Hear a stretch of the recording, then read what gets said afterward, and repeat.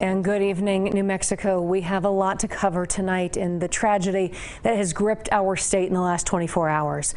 First, of course, countless New Mexicans are grieving Santa Fe police officer Robert Duran and retired Las Vegas firefighter Frank Lovato, both killed in that crash yesterday on I-25.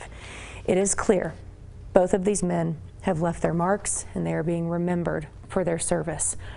But tonight, the search continues for the kidnapping suspect who set off this tragedy.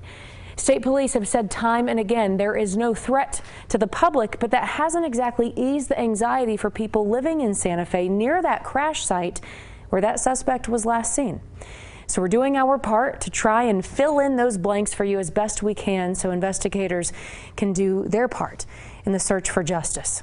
So we start with Chase Golightly tonight in our team coverage. He is right outside the Santa Fe Police Department. Chase, I know you spent a good part of your evening talking to some homeowners in that area. What are they saying at this point?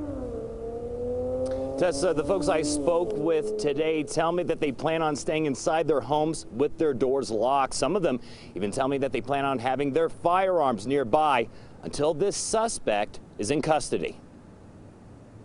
Parts of the Santa Fe community remain on edge tonight with still little known about the suspect. Police say kidnapped a woman and caused this deadly crash, killing a Santa Fe police officer and a retired Las Vegas firefighter on Wednesday. It was tragic. It was frightening to think it was happening so close to where we live. New Mexico State Police are the lead agency in this investigation. They believe that suspect ran from the scene on foot toward homes just east of the crash site. It's just crazy that he was able to get away, and forcing those living in that area to be on the lookout. We did lock our doors, which we normally don't have to do. Lucy Moore says it took her 5 hours to get home because of the investigation.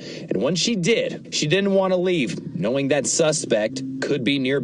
I usually walk, an hour or so in the area, and I thought last night, well, I don't think I'll be walking for a couple days. The Gonzalez family across the street did the same. We were locked up. Cooper ended up spending the night with me and my wife in our bed, and so we just hunkered down and wanted to just stay safe, and hopefully the rest of the neighborhood be safe. Cooper Gonzalez, who's in 5th grade, says he is still worried. I was scared, just like how he was still on the loose and he could be somewhere in anybody's yard over here. A few miles away at the Santa Fe Waldorf school that had to shelter in place after the crash and crime spree chose to cancel classes on Thursday. Due to the suspect not being apprehended and knowing that our children's safety is our top priority. People living in the area hoping for more clarity about the suspect, where he is or where he might be, so they can once again feel comfortable in their own homes. Hopefully he'll turn himself in and we can get this resolved.